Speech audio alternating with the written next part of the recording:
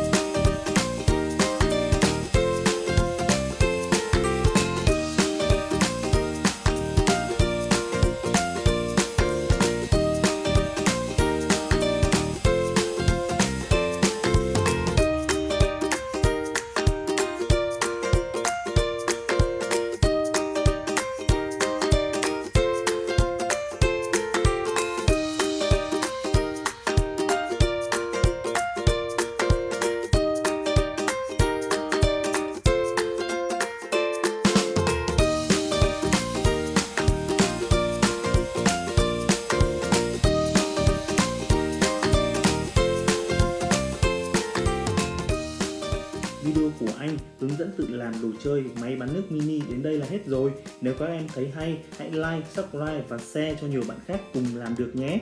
Xin chào và hẹn gặp lại các em trong các video lần sau.